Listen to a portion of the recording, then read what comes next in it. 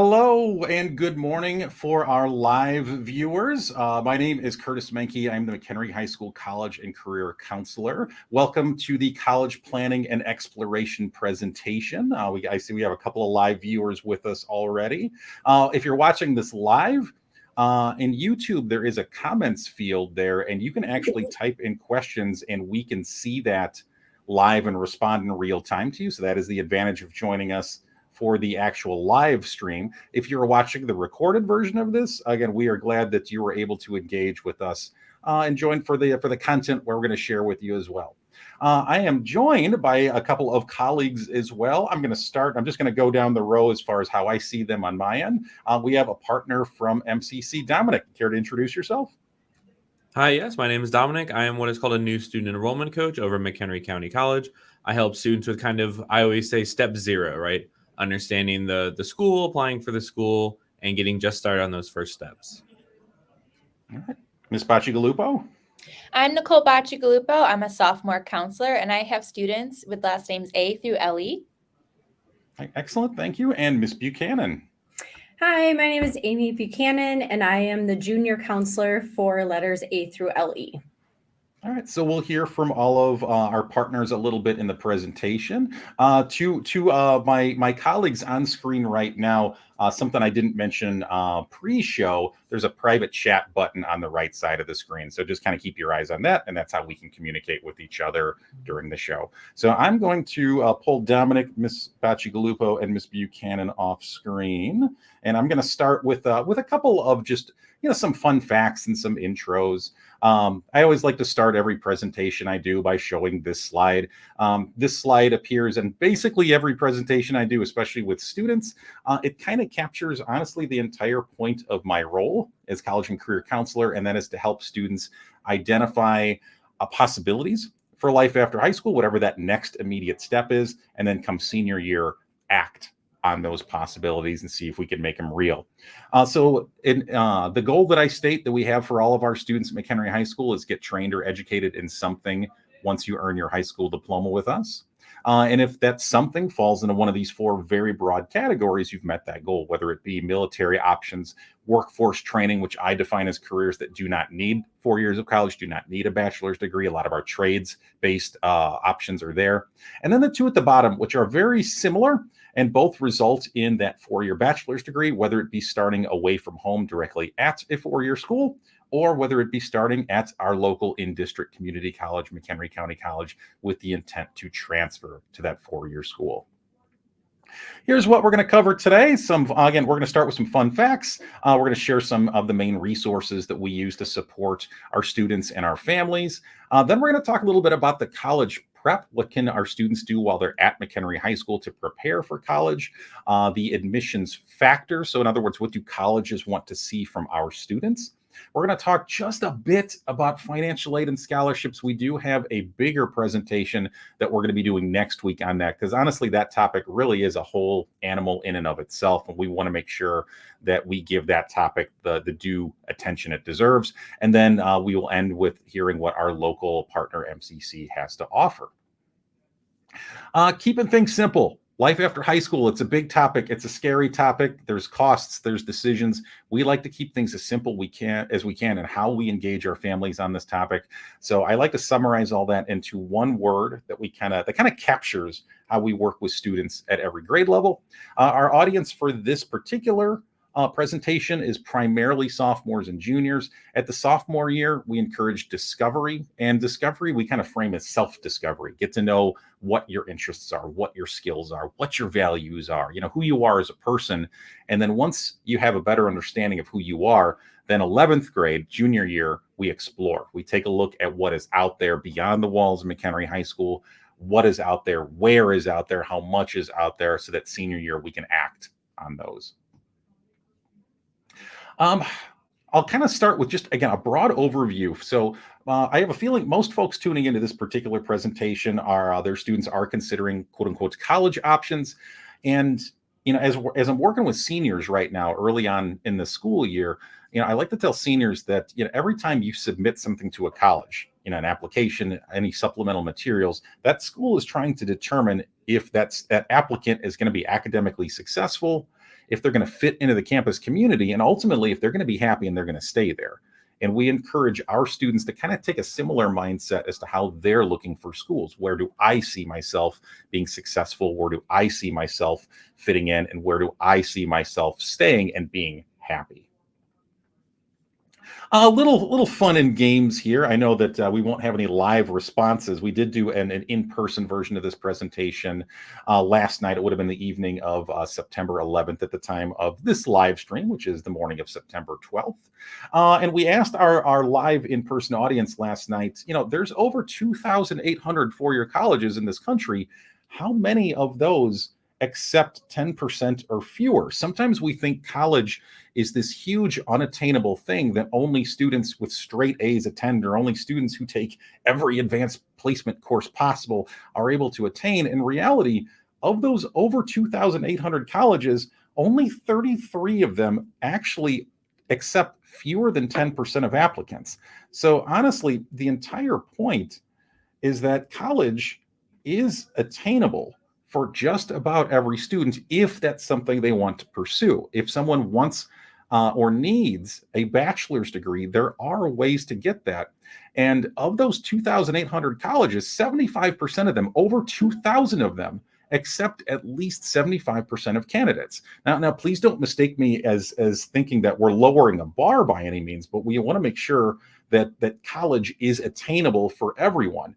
And sometimes it's easy to get lost in the Harvards and the Yales and the Northwesterns of the world. And certainly we encourage our students to consider all options and have a high bar for themselves. But our students are going to get a good education wherever they go. And we want to make sure that we frame college in a way that is attainable for all students. One other demonstration here is these are half of the public universities in Illinois. And if you begin senior year, when our students begin senior year, and if their cumulative grade point average, weighted grade point average is at least that number, and they apply to any of these schools on the screen, they're going to be automatically accepted. So again, college is attainable for most students. And just as a reminder, I'm going to steal a little bit of Dominic's thunder for later on today. MCC, again, which is our local in-district community college, accepts all applicants with a high school diploma. I'm going to pull Miss Bacigalupo on stage here. And again, Miss Bacigalupo, I'll remain on screen just in case there's any witty banter or any things we want to bounce back and forth here. All right, perfect. I love that. So I'm going to start by reviewing the college admissions requirements for four-year schools. So you're going to see some numbers that are in bold. Those are the requirements for about 80 to 90% of colleges. So those colleges are going to require 4 years of English, 3 years of math, 3 years of science, 3 years of social science. And then there are some additional classes you would want to take if you're a student who is either looking at more selective schools, or if you're a student who wants to keep a lot of doors open after high school and have lots of opportunities to go to the college of your choice. So that would be an additional year of math, an additional year of science, social science, either 2 to 4 years of the same world language, and possibly a fine art depending on what school you're looking at. So for example, public schools in California do require a year of fine arts. The way to figure out if you need to take some of those additional classes is to check the website for the school that you're looking at, go on their college admissions requirements, and see if they require additional classes above kind of the bare minimum.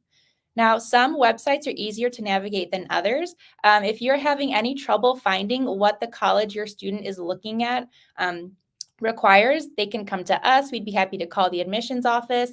Last night, we had a four-year college rep say that even just Googling it might be faster than searching through the college's website. It can be a little bit daunting, but again, we'd be happy to look into that on our end too. Next, if you want to play athletics at the Division I or Division II level, there are some additional classes you might have to take to make sure you're academically eligible to play. So luckily, a lot of those are built into our graduation requirements. So to be the NCAA approved athlete, you have to take 16 core courses. That is comprised of 4 English classes, 3 math classes, 3 science classes, 2.5 social science classes. And then there's an additional category where a student can take a world language or an additional class in those other categories. So if you are a sophomore or junior, have a meeting with your counselor so you can review all of the classes you've taken and take a look at the classes you want to take the next school year to make sure that by the time you graduate, you meet all of those requirements. That way you can be all set to play at the collegiate level. Also, a student has to have a minimum 2.3 GPA in those specific 16 courses. That is a separate calculation than the GPA you see on your transcript. So we can also take a look at that too, again, and make sure that you are all set to play. Here are some resources that will be really, really helpful. So the first on the left is our Schoology page.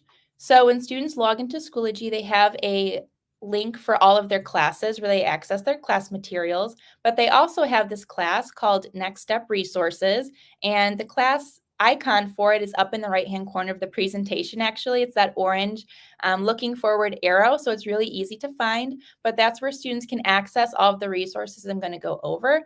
In addition, they can schedule appointments with their counselor. So if you look that first area, you can see the names of the counselors and a link. Students can click that link and meet with us. So right now we're having individual meetings with students where we go over academics, post-secondary planning, check in, make sure everything's going okay. If your student has not met with their counselor yet, please encourage them to click that link and schedule their meeting for this week or next week so you can review these things, because we are the first resource in helping kids with their post-secondary planning. Next, I'm going to go over schoolings. So that is our post-secondary readiness program. If you have older students, you might have heard of Naviance. This is our new and improved Naviance, I would say. Schoolings is awesome. It's so user-friendly for students and staff. There's so much information in there. So the first thing students can do in there is four-year course planning. So juniors can take a look at their senior schedule and plan their classes for next year. Sophomores can plan not only their junior year classes, but their senior year classes as well. There's career exploration opportunities in schooling, so lots of different assessments, tests, and games that can help students figure out what kind of career they should be exploring. And again, if your student is not sure what kind of career they want to go into, we can't stress this enough. That is okay. We have a lot of seniors and even there are students in college who don't know exactly what they want to do. So that's okay. Have your student come meet with us and we can show them some of those different quizzes and tests so they can figure that out. There's a college search tool that Mrs. Buchanan is going to go more in depth on. There's also a scholarship search tool. There's a ton of national scholarships that are in Schoollinks, and it's really clear what criteria students need to apply to those scholarships, when the deadline is, what students can apply. So even our juniors and sophomores can start applying if they choose to. There's financial aid support, college app support. Students will actually be using Schoollinks to request transcripts and letters of recommendation if they need it for their college applications. This is Mr. Mankey's MCHS College and Career Guide. It is 180 plus slides worth of really relevant information. There's a ton of great stuff in here. There's a bunch of hyperlinks to different resources outside of this. And what's really nice is each topic is actually, when you look at these tiles, you can click on one and it will take you to that part of the presentation. So you're not scrolling through 180 slides trying to find what you need. So for example, after watching this presentation, if you want to discuss with your sophomore what classes they want to take junior and senior year, you can click on the 4-year high school planning tile. It'll bring you right to that section of the PowerPoint and you can review all that information right there. Another resource that's in the Schoology page is the list of post-secondary reps and when they're coming. So we have lots of college reps, military reps, people from different careers who come and speak to our students. There's actually one going on, I think, right now, if I'm not mistaken. We have a couple of people coming in today. Ohio University, yeah, right there is here. So your student can take a look at who's coming, make sure that they meet and attend. We recommend students start taking advantage of this sophomore and junior year. Actually, I'm a sophomore counselor, so our goal for sophomores is that they engage in 4 post-secondary events this year. So that can be attending a college rep visit, that can be going to a larger event, just so they start getting exposure to that. I think a lot of students get a little bit nervous when they hear about the college reps coming because they feel like they have to ask a bunch of questions or engage in different activities. Really, that's not true. The college rep is here to, first of all, give students information and answer any questions they might have. All we really ask of our students is that they are engaged and respectful, I think is what Mr. Mankey's standard is for that. So if they are comfortable doing that, by sophomore year, they'll get more opportunities to meet with more reps junior and senior year as well. Next, every student gets a weekly looking forward email Monday morning. This hits their inbox. We understand it is very verbose. There's a lot of information here, but it might not be relevant for every single student. We don't expect them to read every single word of this. So what we ask is that they just take a glance at the calendar, see who is coming to visit our school and when they're coming, see if there's any events coming up, and then just take a look at the headings. So for example, if you are a parent of a student who's interested in education, they might want to take advantage of that elementary education bachelor's degree meeting at to discuss the University Center at Woodstock in the bottom right-hand corner. They might not be interested in the, for example, military recruiter visit. So, just have them take a glance at that. These are some other events we have coming up. So on the 18th and 19th, we have a financial aid, FAFSA, and scholarship presentation. The 18th is the in-person meeting at the Warrior Room. That's going to be the presentation. And then the next day, just like today, we have a live stream. There's going to be a live stream. So if you can't attend the 6 p.m. time, don't worry, we'll live stream it. It'll be on the district's YouTube channel for you to watch. The MTI Expo is on October 2nd. That is the manufacturing. Oh, I remembered it last night, Mr. Mankey, but now I'm blanking. Technology Industry Career Expo. Got it? Okay. That is going to be in the new wing of Upper Campus. At that event, there's over 35 different organizations and businesses that come and present their opportunities to our students.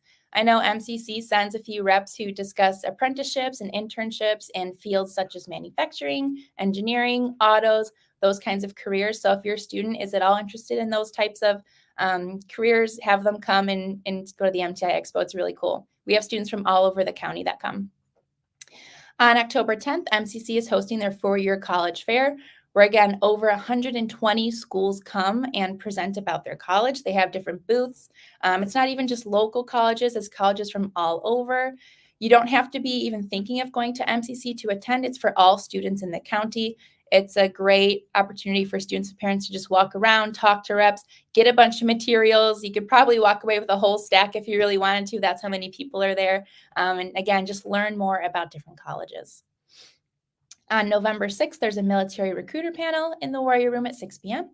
And then November 12th, we host the ASVAB during the school day. That is the test students take if they are interested in the military to determine what kind of career options they have.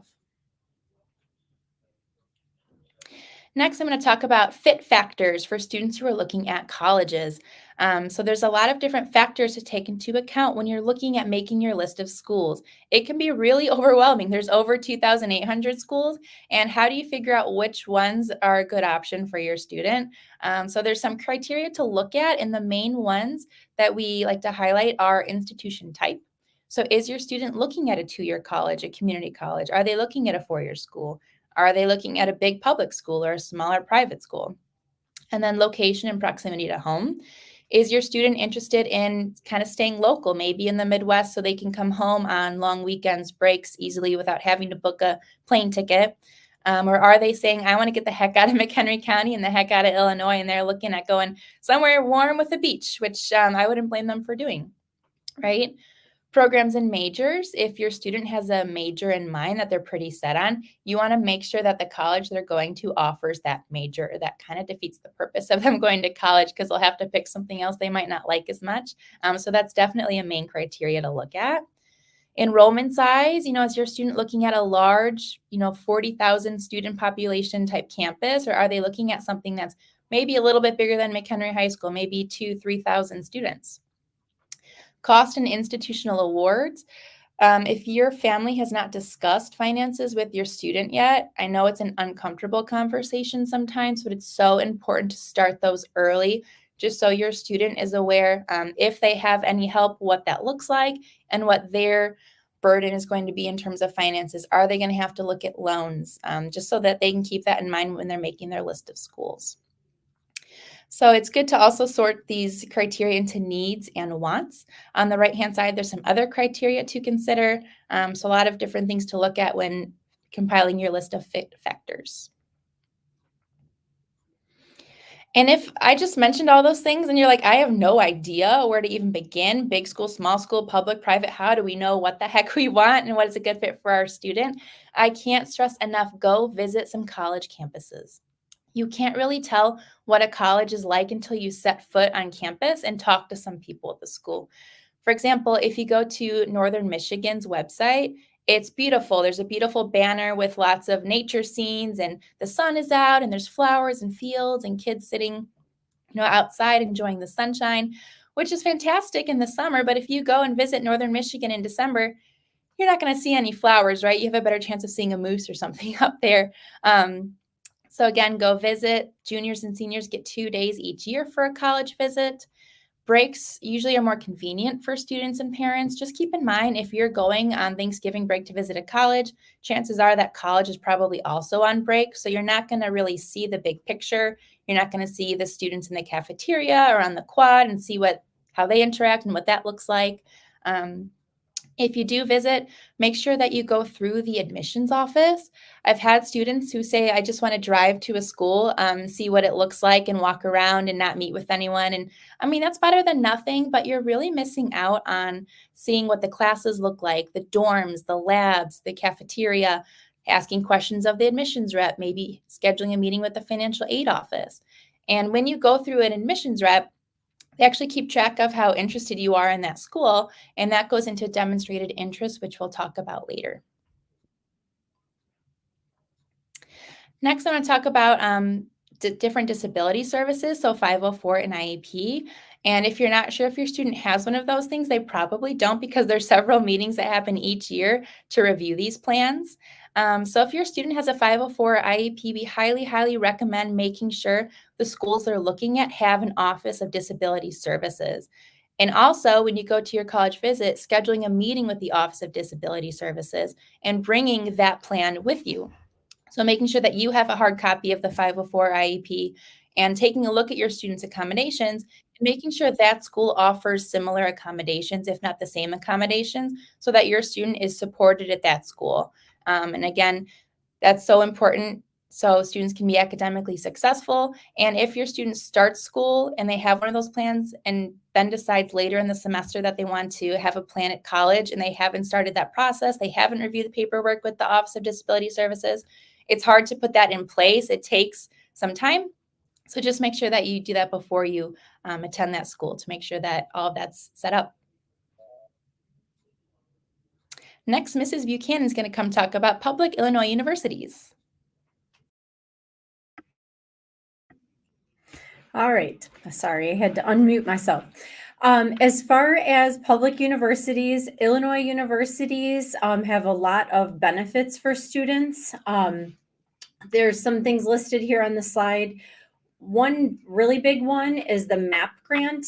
If students qualify, if they're within an income level that they qualify for a MAP grant, that is an additional grant or free money in addition to a Pell Grant. And last year it was $8,400. It'll probably be even more this year. The Pell Grant is usually, a little over $7,000. So between those two grants, that's a lot of free money. And that's only available in Illinois universities, the MAP grant. There's also other factors here that are amazing.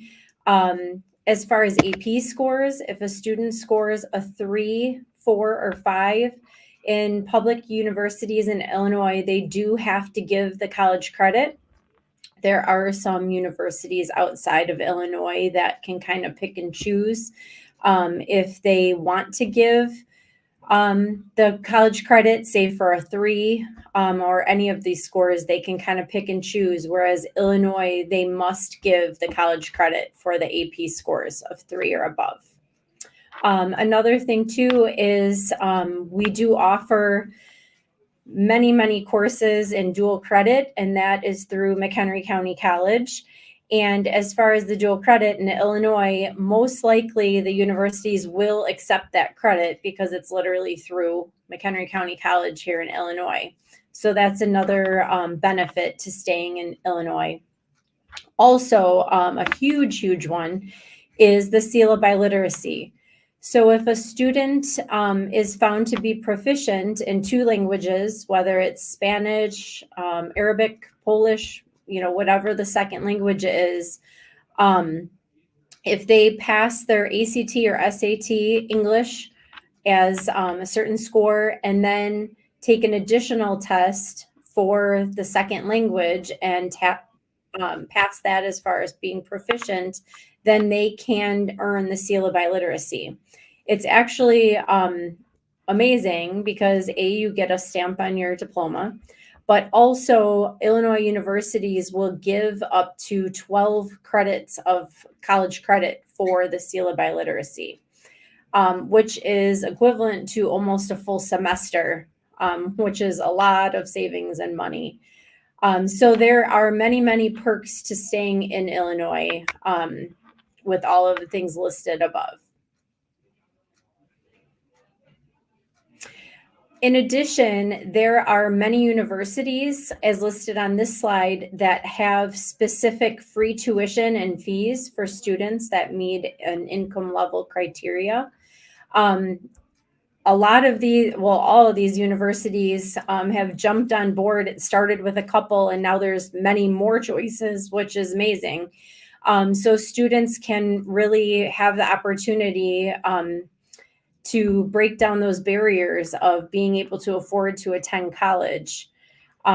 So basically, they would just have to pay for the room and board. And if they're like my children, that we required them to apply to be a resident assistant, then their college can potentially be almost free at that point, because the college room and board is provided. But there are so many universities that offer all the different tuition and fee waivers for students that fall within certain criteria of income. It's listed on here. It's not super low either. Listed on here, 62,000 to 81,000 for a family. So each university has a different income level, but there are great opportunities that are definitely worth checking out if you fit the criteria and your child wants to go to school in Illinois. One thing that, as a junior counselor, like Ms. Bacci-Glupo had talked about, we are doing individual meetings. So again, if you have a junior student, please make sure that they have scheduled with myself or Ms. Schock. It's a good opportunity to talk to them about future classes, to go into school links and look at school searches. One thing that I really love about school links is because you can go in there and you can say, okay, I want to go to school on the East Coast. I want to go to school for architecture, whatever it is. And we can, start out with over 2,000 colleges and break it down to a much smaller, more reasonable amount of colleges. And even myself being in the field for a while, it's amazing how many colleges are out there that you might not even be aware of all sizes. So this is a really good tool that we use with the students. Parents and guardians also have School Links accounts. So if you want to go on there and see what your child has selected, go in there together. What's nice about School Links too is that as counselors, we can go in there and see what schools they're looking at. So that's really beneficial when we're working with students to help them to achieve their dreams and the schools that they're interested in. As far as college admission factors, there was a survey put out to hundreds of colleges to ask them, like, what is the most important factors? What do you look at when you're looking at applications? And some of these things in the yellow box were kind of surprising to me too, as a counselor. Because as you look at the top 3, I think those are important, but it's interesting, some of the ones like, say, the ACT or SAT that are toward the bottom that you wouldn't necessarily expect. They are really looking at the college prep courses. That's a huge thing. Looking at grades overall in all their courses, and also course rigor. I know as I'm having conversations with juniors, they're talking about taking their fun classes, their senior year, which, I mean, you can have some fun classes, but it's really important to keep up with the rigor. Colleges are, like Mrs. Bacigalupo had talked about, and they are looking at, are you challenging yourself and taking a fourth year of math? Are you taking a fourth year of science? So especially the selective colleges, they're looking at that. They're not wanting to see you, cut off the science, cut off the math, and all of a sudden you have all these, fun electives, as the kids call them. So they really are looking at the rigor, the college prep courses, and overall grades. So those are the top three. And then from there, the next one, the positive character attributes. I think it's really important. I always stress to students, especially ones that are, always worried about their studies, that it's also important to be involved in activities, in sports or outside things involving the school. So when the reps are looking at the students as a holistic, making a holistic decision, they want to have students that are going to be involved. They want to have students, that are doing different things and trying different things. So that's important also. From there, it kind of drops down to, being important to obviously less important. But the biggest things are the classes. Mr. Menke, do you have anything you wanted to add? Yeah, we'll kind of segue a little bit. I'll jump in here as well, Yeah. Ms. Buchanan. I love how you framed it. I mean, just being completely real about it. Again, the first thing colleges typically look at are going to be academic performance.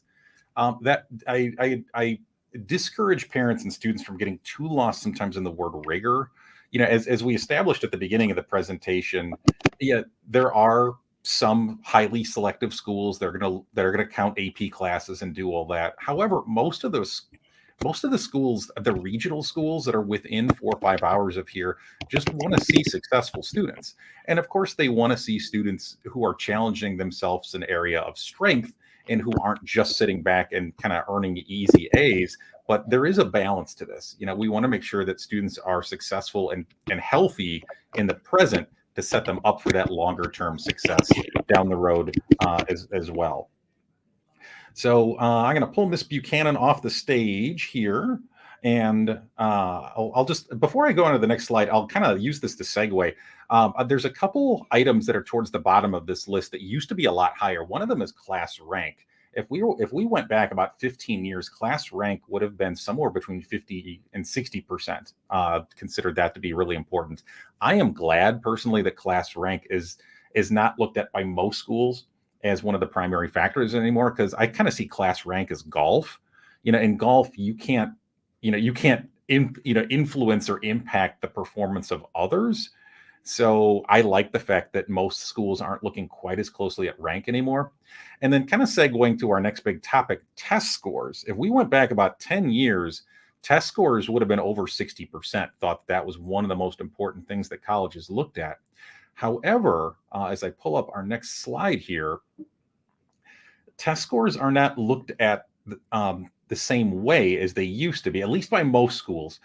So kind of taking the bird's eye view approach for a moment, the federal government requires every state to give some kind of assessment to evaluate how each high school in that state is doing. For the last several years, Illinois has had students take the SAT to evaluate high schools. And so a junior year, that's the mandatory state test that juniors have taken statewide. This year, it is going to change to the ACT. I mention all that because both of those tests traditionally are college entrance exams, and Illinois just happens to have used those for kind of a dual purpose, to give students a chance to take one of those tests for free at the state's cost, and B, to evaluate high schools. Again, these days, not as many colleges look at test scores as one of those primary admission factors anymore. Prior to the pandemic, there was kind of a slow trickle of colleges that were slowly moving away from using test scores, and they were moving towards this method called test optional, in which students can literally opt or choose to send in test scores in circumstances where they think the test scores would help their candidacy, or don't send them in circumstances where that score may hurt their candidacy. So prior to the pandemic, there was kind of a slow trickle of colleges moving in that direction. And then once the pandemic hit, for a couple of years there, basically every school in the nation had to go test optional, because depending on where you lived in the country, there were some students who literally could not find access to take the ACT or the SAT. Thus, to be fair and to avoid lawsuits, most colleges all had to pivot to being test optional to make sure that they're being equitable to all applicants. Now that we're post-pandemic, there are some colleges and universities that have gone back to requiring test scores from applicants. All of the public universities in Tennessee, Georgia, and Florida are all requiring them. Those were actually state legislative acts. That was not decided by the schools themselves. Some schools on the East Coast, primarily some of those highly selective schools that we all kind of tend to know of, Brown, Yale, Dartmouth, MIT, Georgetown, they have gone back to requiring test scores as well from applicants. However, in the Midwest, there's only one school that I am aware of. And again, things can change, week to week sometimes, but there's only one school I am aware of that has gone back to requiring applicants to submit standardized test scores. And in the Midwest, that's Purdue University, Lafayette, Indiana. Every other school within several hours of McHenry that I am aware of is still test optional, with Purdue being the exception. So honestly, these days, again, a strong test performance can still open doors. We don't want to mix our messages here. It can turn a good candidate into a great candidate for admission at some places. So we still encourage students, put your all into it. However, we also don't want students to feel like they have that anchor around their neck, feeling like, well, if I don't give my best in this 3 hours, then everything else I've done for 4 years in high school is irrelevant. So again, there is a kind of a balancing effect here. These days, though, honestly, we see that those test scores can help with a little bit more with paying for schools and actually getting into the school. So on my next 2 slides, I'm going to show just a couple examples of just a few local schools that factor test scores into merit scholarships. A merit scholarship is a type of scholarship that many colleges offer, not all of them do, but it's literally based on grades, and in certain circumstances, it can involve test scores. So on the screen right now is Michigan Technological University. They're up in the UP of Michigan. So you don't have to send in test scores to get admitted to apply to Michigan Tech. They are test optional for admission. However, if you want to bring that price point down as far as you can, that's where a decent test performance can come into play. So on this chart, it kind of, if you remember your geometry classes, we go up the GPA axis there, and then we go across the test score at the top, and then where those numbers intersect for a given student's performance is what their merit scholarship would be. One more very similar example, this is the University of Missouri, which McHenry High School, we have had several students from the last couple graduating classes matriculate to Missouri.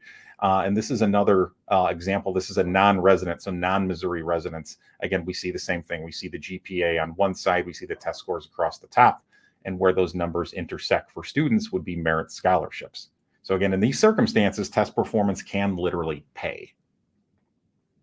Well, on the topic of standardized tests, a couple other things here. As I mentioned before, all juniors will now take the ACT in April, and that is to cover that state graduation requirements. And even if a student takes an ACT on one of those Saturday national testing dates, they still, per the state, they still have to take that particular ACT at their school here in April. In fact, it's going to be on April 9th, just as an early heads up to you.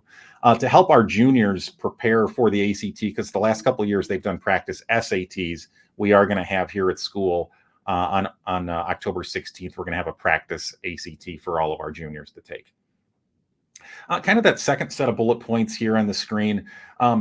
The SAT and the ACT are much more similar than they are different. And again, they both serve the same purpose. Traditionally, they're college entrance exams. However, on a student basis, students, if they sat down and took one and then took the other one right after it, the biggest difference they'd probably notice is there are some differences in content, specifically the amount of content in certain areas. ACT as compared to the SAT has a little bit more reading and science, whereas the SAT compared to the ACT has a little bit more math. And that's important for us to mention because, again, every student in McHenry High School, every student in Illinois, every junior in Illinois will take the ACT in April. However, we do encourage students sign up to either take the ACT a second time or give the SAT a shot, because colleges will take your best score. And again, we want students to be able to put their best self out there. And maybe on that April 9th day, you roll out of bed.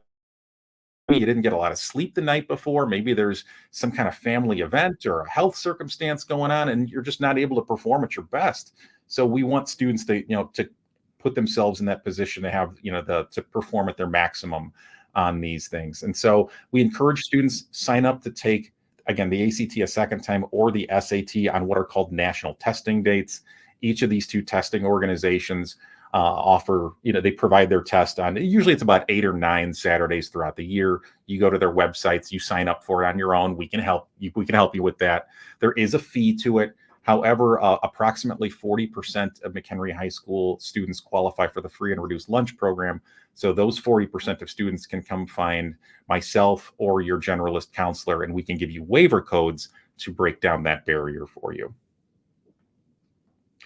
As far as preparing for the tests, both the ACT, the SAT, as well as the ASVAB, which is, again, that military entrance exam, of all places, the United States Army offers a free online test prep suite called march2success.com. It does not commit you to military service. As long as you uncheck the contact me box, you're not going to get contacts from recruiters. But again, that is an easy, free online test prep. The SAT per College Board also remains in a partnership with Khan Academy for students who might want to take the SAT.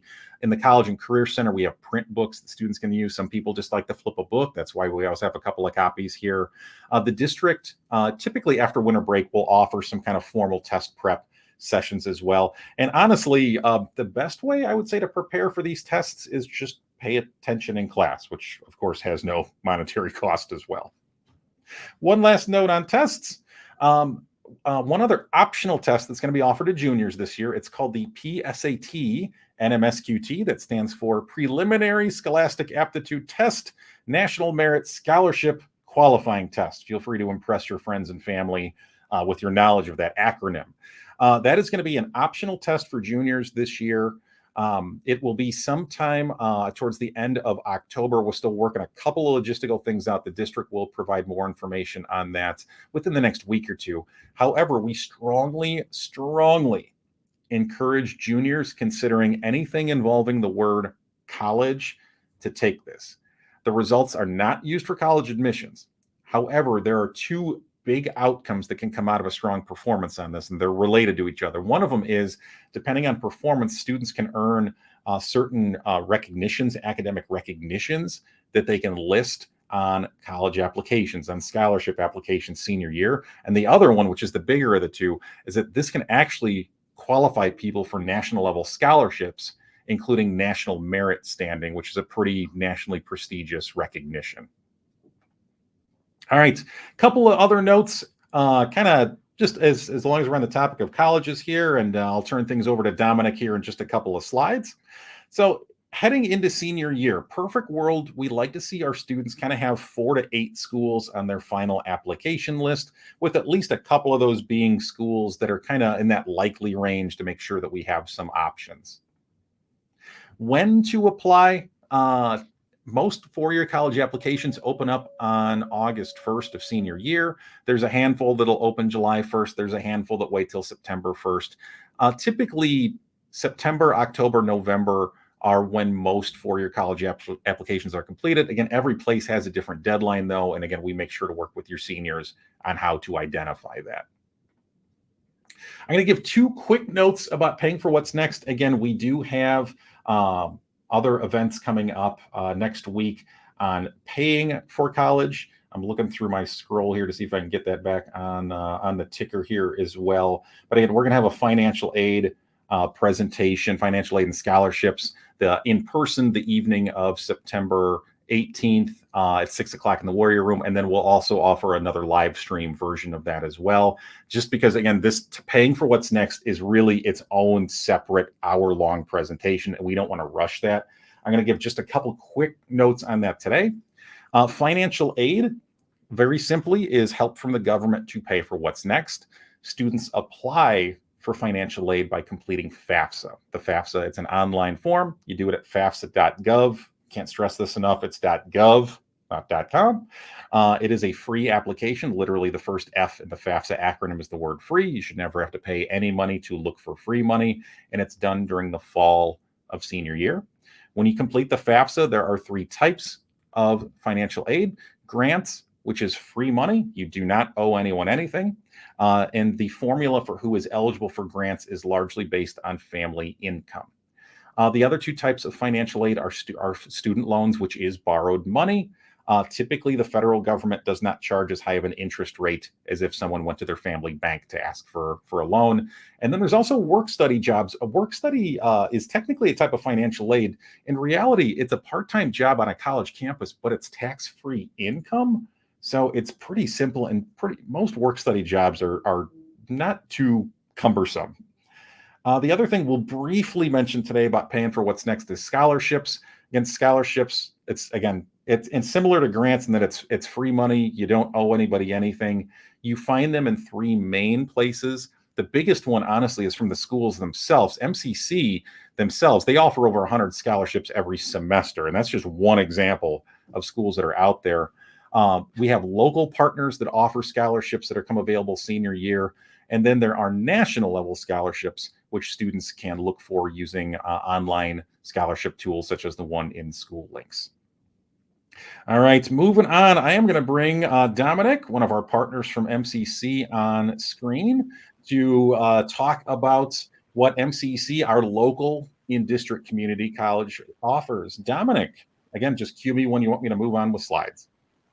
Oh, yeah. So hello, everyone. So again, I said I'm a new student enrollment coach. What that means for McHenry County College is I help folks with that very first step. So understanding the school process, and all of those very beginnings, even before even starting to look at classes. So let's get started.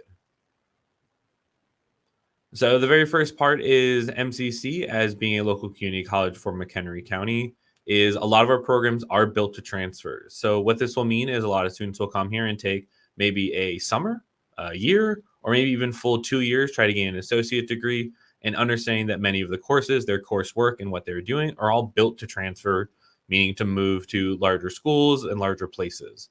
We also offer what are called direct-to-career programs. So we offer a lot of programs that allow folks to come here, gain education, understanding, and experience that can allow them to go directly into the workforce, as well as having specific staff for helping people along every step of that way. Additionally, there's personal and professional development courses. So in addition to just preparing you for careers, sometimes this is preparing people for career advancement, things like gaining management training, or even doing the fun personal developments, such as doing things like beekeeping or pasta making. You have to remember that it is still just like a community college level education. There's a lot to be gained for a lot of people. We offer GED or high school equivalency, as well as English language learner, ESL, English as a second language classes. So helping folks prepare themselves for gaining the college level experience. Sometimes the coursework requires a certain level of understanding. We can help folks get to that point before even beginning the overall college process. And sometimes students can even earn credit during their high school experience with things like taking AP or dual credit level courses. This is McHenry County College, a beautiful little overhead view. We've recently added just a brand new building, so you can see that here on this.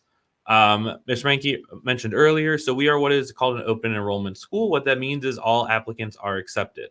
This is a big part of removing those barriers to entry for our students and our population, is making sure that if you want to come to MCC and gain education, that is always going to be available to you. In addition to that, continuing that idea of lowering those barriers, we try to keep things at low cost. It is a community school, so it's going to most likely be close to the student where they live, where they're working, and the likes. There are many, many student support systems in place. I always say that we have systems for supporting you not only as a student, but for supporting you as a person, which are very important things to do for someone.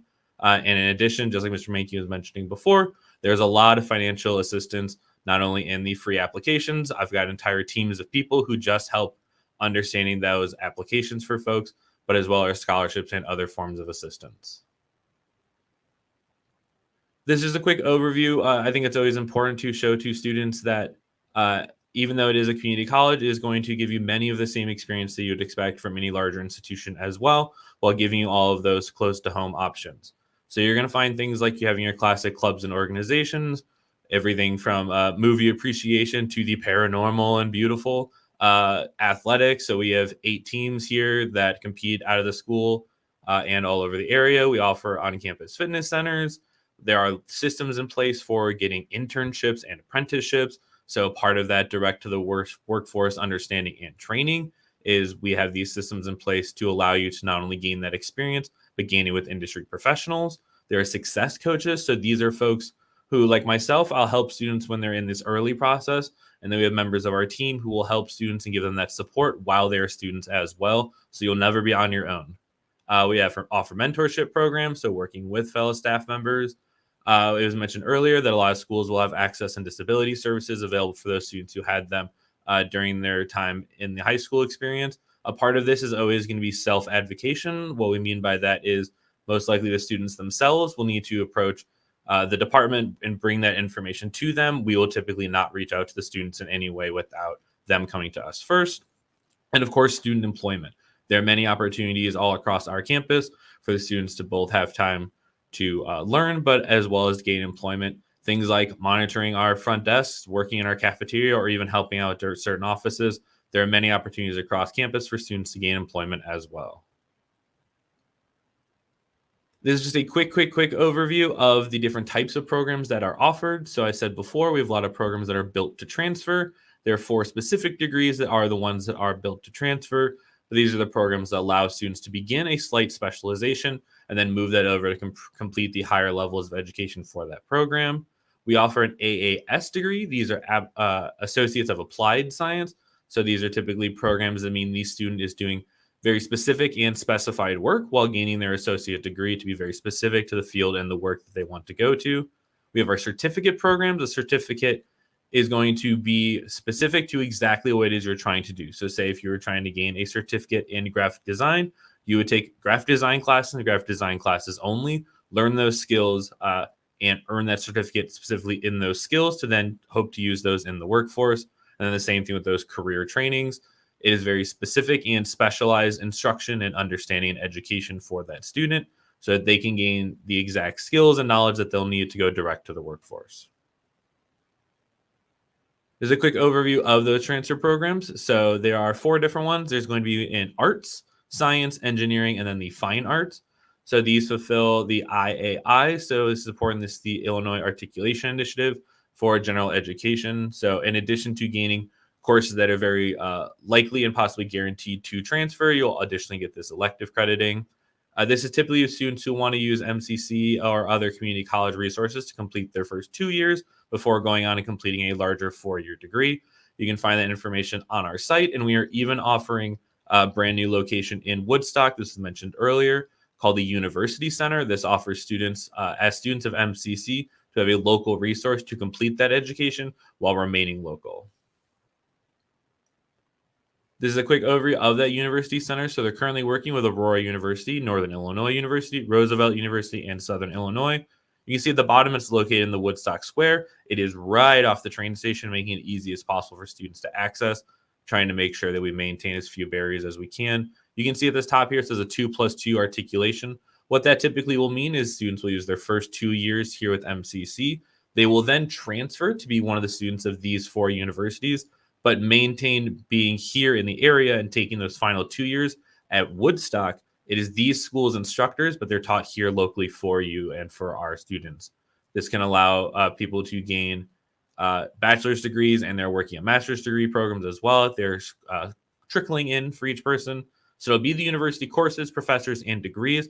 They'll be local and accessible to our students. There's a quick overview again of those direct-to-career programs. So we offer 35 of those associates in applied sciences. So that means the student will graduate with an associate degree, but is very specific to exactly the program that they are looking to go into. Certificate programs are that exact and specific training, not adding any additional credits in any way, shape, or form to them. The career training is gaining that exact hands-on experience. And then we do offer those apprenticeships and internships that allow students to then connect with those resources within the community. A big part of it being a community college is we are integrated and connected throughout the community, that this allows us to connect with those people in that workforce. And these are all built with the intention to enter the workforce directly upon graduation. So internships and apprenticeships allow them to develop those connections. We have entire staff that I always say their job is to get you a job. Finally, we are opening up this brand new center, the Foglia Center for Advanced Technology and Innovation. You'll hear a lot of folks call it the CATI building, the CATI. This is a brand new technology-based building, giving back to McHenry County everything that it's given to the people. So this is an understanding of this return to a respect and growth for the hands-on industries that are offered throughout McHenry County College. You can see the listings of all these brand new programs that are being added. This building recently broke ground this year. They did ribbon cutting just a few weeks ago, and we're starting to slowly trickle students in here. It is an unbelievably beautiful, vast system that they have set up to bring these brand new programs. To put it very bluntly, they've said a lot of the folks in these industries are getting to retirement age and leaving these industries, and we need to now bring in youth, some talent, some new skills, and we are ready to develop those workforce. Paying for college, just a quick overview again, like we were saying, it's very important to just understand that a big part that is a draw for a lot of people to the community-based education is it can be much more affordable for people. So we put it very bluntly that many colleges, you will be paying tuition based on the credit per hour. A lot of the classes that students will take will typically be a 3 or 4 credit hour course. But as you can see here, MCC tuition rate is just above 120 per credit. So what that can allow is slowly over time, students can save a lot of money on getting their early courses in, maybe for that transfer program, but even just for getting a quality education to go directly into the workforce without putting too much of that strain on their wallet. As well as we do these scholarship applications. They've recently opened for upcoming semesters, but what's very nice is we try to make it as easy as possible. Again, removing those barriers to entry. We typically make it one application that can apply for all of the scholarships that we do have available. There is that free financial aid. Remember, it is FAFSA.gov or studentaid.gov, as well as MCC will offer payment plans. So these are structures that folks can put in place to figure out just how they're going to be able to handle the payment for everything. Quick overview. This will help folks if you ever scan this QR code. It'll help you see the quick steps of what an application process will look like. The first step, no matter kind of what school you'll be going to, will always be applying to that school. I always say this opens the door and gives you access to a lot more of the information and programs they have in place. That'll be things like applying for FAFSA, applying for scholarships, both within that school and in at-large systems.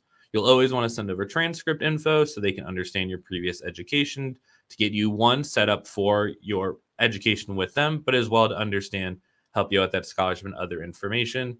They'll typically have orientations, and then the big part will just be showing up. Remember, just like as when you begin any other courses, a big part of this will be once you go through everything, you got to show up and you got to take the classes.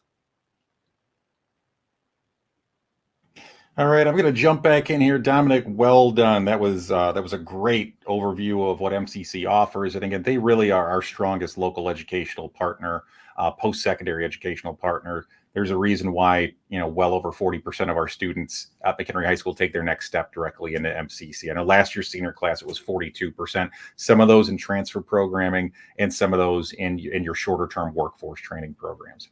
I'm going to pull Ms. Bacigalupo and Ms. Buchanan back onto the screen here. As you've seen scrolling across the bottom for our live viewers, you can enter questions into that comments area in YouTube, and we can respond to those in real time. So I'm going to pause for a moment here, give our live viewers one last opportunity. If they do have questions they want to ask us right now, again, we can engage with you directly through here. To give our live viewers one last moment to kind of collect your thoughts if you choose to ask a question. Hey, Ms. Bacigalupo, you work with sophomores this year, correct? Yep. All right. What is one piece of advice that you would give to sophomores who are considering college, something they can do right now? What I would consider is think about the career fields you're interested in and start picking electives that have to do with those career fields, just so that you can Make sure that you're interested in a subject. Start thinking about a major. So when it comes to thinking about colleges, you kind of have an idea of some majors you're looking at. And that will just help you really filter out schools like Mrs. Buchanan talked about when you're working in schoolings. And it'll give you more experience in those areas, and you could take more advanced classes in those areas and just keep building on that. All right. Thank you. Ms. Buchanan, same question, but just with the junior audience, since you're working with juniors this year. I would say it's the same as what Ms. Bacciaglupo had mentioned. Exploring classes, if you're interested in things. I find it amazing as I'm doing these junior meetings, kids are saying like, yeah, I want to be a nurse. And I'm looking at them like, why have you not taken biomed? We have that wonderful opportunity here. Or, some of these other psychology, sociology, some of those human service type classes. So I would say to really take advantage of all the opportunities that we have here, from the biomed to the manufacturing classes, just really sitting down and, if you don't know what you want to do, then meet with your counselor and talk to us about it. We can help you kind of pinpoint a couple different areas. I know even with my own son who majored in business in college, he took one business class in high school.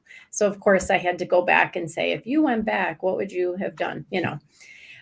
So I know he really regretted not taking accounting and business management, some of these opportunities. So I think it's really important. I know, everyone wants to take the easiest classes sometimes, but let's explore your interests before it's down to the wire where you're picking colleges. Yeah.